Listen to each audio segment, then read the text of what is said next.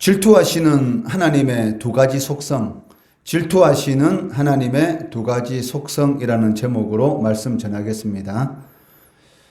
오늘 본문 말씀 7절부터 21절까지는 그 십계명에 대한 내용이 기록되어 있습니다. 그 중에서 7절부터 10절까지 오늘 본문 말씀은 십계명 가운데 1, 2계명의 말씀에 대해서 기록하고 있습니다. 우리가 잘 알다시피 그 에덴 동산에서 인간이 타락하기 이전에 비록 그 형식적이지만 그 아담과 하와는 그 하나님과 대등한 관계 속에서 행위 언약, 즉 선악과를 금지하는 언약을 세우게 됩니다. 그 이후로 성경에 많은 그 언약들이 등장하게 되는데 그 하나님과 인간이 동등한 관계 속에서 맺은 언약은 행위 언약 외에는 없다는 것입니다. 오직 하나님께서 일방적인 그 은혜로 죄인들과 맺은 그 은혜 언약이다라고 할 수가 있습니다. 이것은 그 시내산 언약도 마찬가지입니다. 다만 그 시내산 언약도 그 은혜 언약의 일환으로 하나님께서 이스라엘 백성들에게 주셨지만 그 일방적인 그 은혜 언약에 대한 조건으로 하나님의 백성으로서의 기본적인 삶의 원칙을 규정하는 그러한 율법 조항들을 시내산 언약의 조건으로 이스라엘 백성들에게 하나님께서 주십니다. 이것은 그 하나님의 백성들이 그 하나님의 축복을 누리기 위한 그런 최소한의 의무라는 그런 의의로 이러한 그 조건을 주셨다는 것입니다. 그렇기 때문에 그 십계명은 그 영원한 이 도덕법으로서 그 많은 사람들이 오해하는 것처럼 그 인간의 자유의 족쇄를 채우는 그러한 종교적인 근기가 아니라는 것입니다. 다만 하나님께서는 이스라엘 민족이 하나님의 그 백성으로서의 그러한 이 위치를 유지하고 선민으로서의 그 축복을 계속 누리도록 하시기 위해서 최소한의 조건으로서 이 십계명을 비롯한 그런 그 율법 그 조항들을 하나님께서 이스라엘 백성들에게 주셨다는 것입니다. 7절 말씀은 그 1계명으로서 하나님과의 인격적인 관계가 삶을 지배하도록 해야 한다라는 그런 명령입니다. 7절 말씀에 나 외에는 이라는 이 말이 나오고 있는데 이 말은 내 얼굴 앞에라는 그런 뜻을 가지고 있습니다. 이것은 그 하나님 앞에 우상을 섬기는 것은 그 하나님의 얼굴을 가릴 뿐만이 아니라 하나님을 뒷전으로 물리는 그러한 일이고 우상을 앞세워 예배를 드리는 그런 잘못된 그런 제약된 행태이다라는 것을 지적하고 있는 것입니다. 그렇기 때문에 궁극적으로 이 7절 말씀 제1계명은 다른 신들을 내게 있어서는 절대 안 된다라는 그런 의미를 가지고 있다는 것이죠. 즉 다른 신들이 내게 있어서는 절대로 안 된다라는 그런 말씀, 그런 명령을 하고 계시다는 것입니다. 7절 말씀해 보시면 나 외에는 다른 신들을 내게 두지 말지니라 라고 말씀하십니다. 이는 꼭 형상을 갖추어 만들어 놓은 그런 우상을 섬기는 그 형태뿐만을 말씀하시는 것이 아니라 그 하나님과 하나님의 백성들 사이를 멀어지게 만드는 그 모든 그 대상들을 포함하고 있다라고 할 수가 있다는 것입니다. 특히 8절 말씀부터는 그 하나님께서 지으신 이 피조물들을 형상화하는 그런 경우를 금하는 것을 볼 수가 있습니다. 이는 그 십계명이 주어질 그 고대 근동 그 당시 사람들이 오늘 이 시대를 살아가는 사람들보다 더 자연에 의존하는 그런 삶을 살아가고 있었기 때문에 이 하나님께서 창조하신 그 피조물들을 형상하는 것을 금지하신 것입니다. 만약 하나님께서 오늘날 그 이 형상을 만들지 말라라는 이런 계명을 말씀하신다면 그 피조물을 형상으로 만들어 숨기는 그런 문제보다는 오히려 형상화되지 않은 즉 눈에 보이지 않는 그 이 사상이라든지 아니면은 그 이념이라든지 아니면은 가치관이라든지 아니면 재물이라든지 권세라든지 이런 것들로 하나님을 섬기는 경우를 더 많이 아마 예로 들어 금하실 것입니다. 그 하나님을 믿지 않는 자들은 물론이고 그 하나님을 믿는다고 하는 자들도 그 하나님을 개인의 생각으로 수용할 수 있는 그러한 정도까지는 받아들이는 그러한 경우가 많이 있습니다. 그렇지만 그 자신의 생각과 다른 그러한 부분이 있다면은 그 성경의 가르침도 무시하고 자신의 생각과 가치관을 자신의 삶을 지배하는 신으로, 즉 하나님으로 삼고 있는 그러한 경우가 적지 않다는 것이죠. 이러한 경우들은 그 불신자뿐만이 아니고 신자들의 삶에도 그 종종 볼 수가 있습니다. 이스라엘 백성들, 그 당시 사람들은 이 자연을 이렇게 신으로 섬기는 그런 경향이 있었기 때문에 하나님께서는 피조물을 그 형상화시키지 마라라고 금지했지만 그 오늘날 같은 경우 성도들은 그 피조물을 형상화시키지는 않습니다. 그렇지만 눈에 보이지 않는 많은 것들, 또 자신의 가치관을 가지고 하나님의 가르침을 무시하고 자신의 생각, 그리고 자신의 가치관, 심지어는 자신이 신적인 존재가 되는 그런 일들이 일어나고 있다는 것이죠. 아마 오늘날 하나님께서 이 계명을 말씀하신다면 그러한 부분들을 아마 금하실 것이다라고 생각할 수가 있다는 것입니다.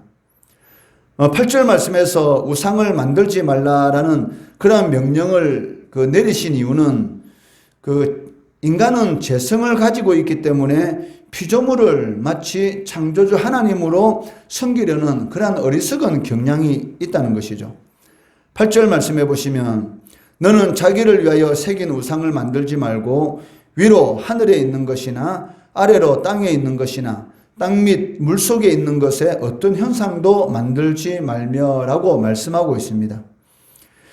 그 보이지 않는 하나님을 구체적으로 만들어지는 그 어떤 형상에 반영시켜서 섬기고 이게 경배하려는 그러한 인간들의 모습은 그 하나님의 이 광대하심과 그리고 하나님의 이 초월성, 이것을 그 인간이 손재주로 만든 어떠한 형상 안에 가두어 두려는 그런 미련한 짓이다라고 우리가 생각할 수가 있습니다. 이 8절 말씀, 너는 자기를 위하여 새긴 우상을 만들지 말라라는 이 말씀은 어떤 그 피조물의 형상을 조각하는 예술적인 행위 자체를 금지하신 것이 아닙니다. 예술은 예술로서 하나님께서 인정을 하십니다. 그렇지만 인간이 만든 어떤 이 조각에 하나님의 형상을 투영화시키는 것, 여기에 대해서 즉 종교적인 행위로서 어떤 형상을 만들어서 그 형상에 이 하나님을 투영화시키는 이것을 금지하는 것이죠. 즉 쉽게 말해서 종교적인 행위로서 예수님의 형상이라든지 아니면은 십자가를 만들어서 이런 기도의 대상으로 또 예배 의식에 사용하는 행위, 이것이 바로 1계명, 2계명을 위반하는 그런 우상 숭배라는 것입니다. 우리 합동측 같은 경우는 강대상 뒤쪽 예배당 전면에 이 십자가 형상을 세우지 못하도록 금지시켰지 않습니까? 그 이유가 무엇이냐면 이 사람의 손으로 만든 이런 조각을 이 예배당 전면에 붙임으로 인해서 마치 십자가가 하나의 어떤 신적인 능력이 있는 것처럼 십자가를 바라보고 자신도 모르는 사이에 이렇게 기도하게 되는 것이죠. 그것이 바로 우상 숭배의 그런 이런 도구로서의 역할을 하였기 때문에 이 예배당 전면에 십자가를 부착하지 못하도록 이렇게 저희 합동 측에서는 이렇게 금지시켰던 것입니다.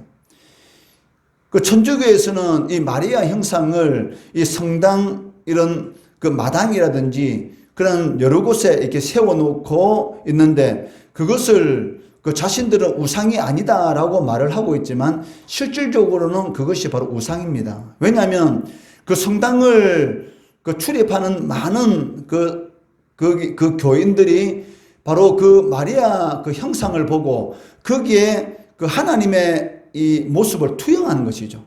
그 신적인 모습을 투영해서 그 앞에서 이 기도를 하고 있기 때문에 그것은 바로 우상이 되는 것이고 바로 우상 숭배의 죄를 짓고 있는 것입니다. 그렇기 때문에 하나님께서는 그 예술로서의 조각품을 만드는 것을 금지하신 것이 아니라 어떤 조각품의 그 신적인 능력을 투영하고 반영시켜서 그것을 섬기는, 즉 종교적 행위로서 기도하는, 예배하는 이런 모든 것들을 금지하신 것이고 그것이 결국은 그 우상 숭배의 죄를 짓도록 만들기 때문에 금지시켰다는 것입니다. 이러한 행위, 결국 보이는 것으로 사람을 미혹하려는 이러한 모든 그 행위들은 마귀의 미혹에 넘어지는 그러한 이런 행위다라고 말을 할 수가 있습니다. 이처럼 우상을 만들지 말고 절하거나 섬기지 말아야 하는 그 이유가 무엇입니까? 바로 우리의 하나님이 질투하는 하나님이시기 때문이다라고 말씀하고 계십니다. 9절에 보시면 그것들에게 절하지 말며 그것들을 섬기지 말라. 나 내 하나님 여호와는 질투하는 하나님인즉 나를 미워하는 자의 죄를 갚되 아버지로부터 아들에게도 3, 4대까지 이르게 하거니와 라고 말씀하고 계십니다. 여기 질투하는 이라는 그 히브리어 단어는 칸나라는 단어를 사용하고 있는데 이 단어는 그 인간의 재성이 포함되어 있는 그런 질투를 의미하는 것이 아니고 하나님의 거룩한 질투에만 사용되는 단어입니다. 즉 하나님께서 거룩하신, 즉 그 이 인간의 재성이 하나님께로 옮겨지지 못하도록 하나님께서 이 막으시는 그 하나님의 절대적인 의지의 표현으로서 이 칸나라는 이 단어를 사용하고 있다는 것입니다. 즉 하나님께 돌려져야 하는 영광을 그 다른 것으로 옮겨지지 않도록 막으시는 그런 하나님의 이런 의지의 표현이라는 것입니다. 그렇기 때문에 바로 인간의 죄로부터 하나님의 거룩함을 지키시려는 그러한 이 하나님의 감정을, 즉 인간의 감정으로 이 표현한 말이 바로 칸나라는, 즉 질투라는 이 단어를 사용해서 우리의 하나님은 질투하는 하나님이시다라고 성경에서는 표현하고 있다는 것입니다. 그리고 9절 말씀해 보시면 나를 미워하는 자의 죄를 갚되 아버지로부터 아들에게도 3, 4대까지 이르게 한다라고 말씀하고 있습니다. 이것은 그 우상을 섬기는 그러한 행위들로 인해서 그 하나님을 미워하는 그러한 죄를 짓게 된 그 아버지가 그 우상을 섬기는 그러한 죄의 영향력이 결국은 그 아들에게로 미치게 되는 것이죠. 그로 인해서 그 아들도 하나님을 그 미워하는 그러한 죄를 짓게 되고 결국은 그 아들들도 심판을 받게 된다라는 그러한 의미를 가지고 있습니다. 이것은 그 아버지가 죄를 지었기 때문에 자연스럽게 그 죄가 그 아들에게도 이어서 형벌이 미친다라는 그런 의미가 아닙니다. 그러니까 아버지가 죄를 짓게 되면 그 죄를 어릴 때부터 보고 자란 자녀들도 자연스럽게 따라하게 되는 것이고 그로 인해서 우상을 섬기고 그리고 하나님을 미워하는 그런 죄를 짓기 때문에 그 아들의 지은 죄로 말미암아 그 아들도 이 벌을 받게 된다는 것이죠. 우리가 그런 경우를 많이 보지 않습니까? 아버지가 알코올 중독자, 그리고 그 술로 인해서 가정이 파탄나고 그 많은 이 좋지 않은 행위의 모습을 보고 자란 그 자녀들이 결심하는 것이 무엇입니까? 절대로 자신은 술을 먹지 않겠다라고 결심하게 되지만 이상한 게 무엇이냐면 그 아버지가 한 행동을 그 자녀도 그대로 따라하게 된다는 것이죠. 이것이 바로 죄의 영향력입니다. 그러니까 아버지가 우상을 섬기는 죄로 인해서 하나님을 미워하는 그런 죄를 지음으로 말미암아 하나님의 심판을 받게 되는데 그러한 아버지의 모습을 바라보고 자랐던 이 후손들도 똑같이 우상을 섬기는 그러한 죄를 짓게 됨으로 인해서 심판을 받게 되는 그런 의미로서 3, 4대까지 그 형벌, 하나님의 심판이 임하게 된다라고 이렇게 말씀하시는 것입니다. 그런데 이 후대 유대인들은 이 본문의 말씀을 잘못 해석해서 마치 자신들이 하나님 앞에 죄를 지었으면서 그로 인해서 형벌을 받고 있는데도 불구하고 그 책임이 자신들에게 있지 않고 마치 조상들에게 있는 것처럼 이렇게 책임을 돌렸던 것입니다.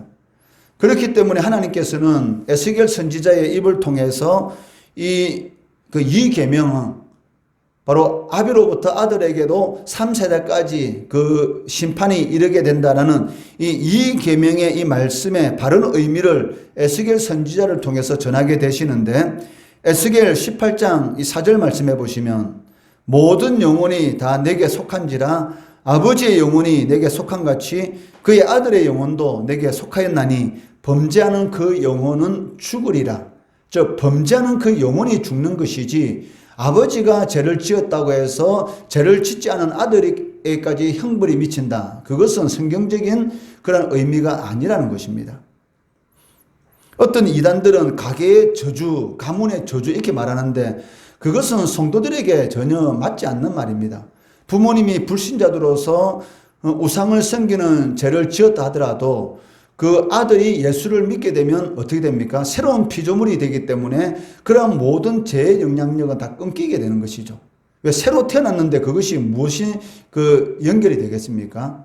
완전히 그것은 끊기게 되는데도 불구하고 어떤 이단은 그런 가문의 저주다 해가지고 엉뚱하게 성도들을 미혹하고 있는데 그것은 아닙니다. 자신이 지은 죄로 하나님 앞에 심판을 받게 되는 것이고, 아버지가 불신자로서 우상을 섬기는 죄를 범했다 할지라도 그 자식이 하나님 은혜로 예수를 믿게 되면 그런 모든 죄의 영향력에서 벗어나고 하나님 앞에 아름다운 상급을 쌓게 되는 것이죠. 그로 인해서 하나님의 복을 누리며 살아갈 수가 있다는 것입니다. 이와 마찬가지로 10절 말씀도 같은 의미를 지니고 있습니다. 10절에 보시면 나를 사랑하고 내 계명을 지키는 자에게는 천대까지 은혜를 베푸느니라 라고 말씀하고 있는데, 한 사람이 그 하나님을 사랑하는 순종으로 인해서 그의 후손들이 자동적으로 복을 누리게 된다는 것이 아니죠. 부모님이 이 신앙생활을 잘하고 하나님을 잘 섬기는 그런 모습을 어릴 때부터 보면서 자라다 보면 자연스럽게 그 후손들도 하나님을 섬기게 되는 것이고, 그를 통해서 하나님을 사랑하는 그러한 이런 복을 누리게 된다는 것입니다. 제 같은 경우도 우리 부모님이 예수를 믿지 않고 저희 자녀들이 그 1세대로서 먼저 예수를 믿는 그런 가정에서 자랐기 때문에 가장 부러운 것이 무엇이냐면 이 모태신앙, 그러니까 믿음의 가정에서 자녀들이 자라는 그러한 모습들이 가장 부러웠습니다.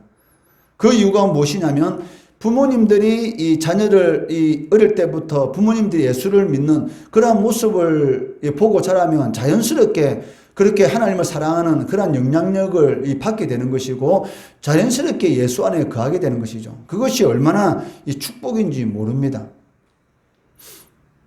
그렇기 때문에 이 10절의 이 말씀은 그 한 사람이 하나님을 사랑한다고 해서 그의 후손들이 자동적으로 복을 받는 것이 아니라는 것이죠. 즉, 이 말씀은 하나님의 복은 영원한 것이기 때문에 누구든지 하나님을 사랑하는 자에게는 하나님의 복이 임한다라는 그런 의미를 가지고 있다는 것입니다. 그렇기 때문에 이 질투하는 하나님이시다라는 이 말씀에는 하나님의 두 가지 속성이 내포되어 있다라는 것을 알 수가 있습니다. 우상 숭배자들에게는 죄를 갚는 그런 속성이 있는 반면에 하나님의 계명을 지키는 자에게는 은혜를 베푸시겠다는 그러한 속성이 바로 이 칸나, 즉 질투하는 하나님이라는 이 말씀 속에 들어있다는 것이죠. 이로 볼 때 그 하나님의 질투에는 그 심판만이 강조되는 것이 아니라 그 사랑의 이런 개념, 즉 은혜도 함께 강조되고 있다는 것입니다. 그렇기 때문에 하나님의 질투라고 우리가 생각할 때는 이것은 사랑의 반대 개념이 아니다라는 것을 알아야 됩니다. 즉 사랑의 연장선상에서 있는 그런 하나님의 속성이죠. 그 여자 청년과 남자 청년이 서로 사랑하는데 그 여자 청년이나 남자 청년이 다른 사람의 눈을 돌릴 때에 그 상대방에 대해서 질투하지 않습니까? 그 이유가 무엇입니까? 사랑하기 때문인 것이죠. 사랑하지 않는다면 다른 사람에게 다른 감정을 갖든지 말든지 전혀 신경을 쓰지 않습니다. 사랑하기 때문에 나를 쳐다보지 않고 다른 사람을 바라볼 때에 이 질투라는 그러한 감정이 생기게 되는 것이죠. 마찬가지로 질투하는 하나님이시다라고 말씀하실 때 이것은 사랑의 반대 개념이 아니라 사랑의 연장선상에 있는 하나님의 속성이다라는 것을 우리는 꼭 명심하고 있어야 하는 것입니다. 하나님의 미움을 받는 그러한 이런 우리의 신앙의 모습이 아니라 하나님의 사랑을 누리시는 그러한 성도의 삶을 통해서 하나님의 은혜를 누리시는, 그를 통해서 하나님께 영광 돌리시는 성도 되시기를 주의 이름으로 축원합니다.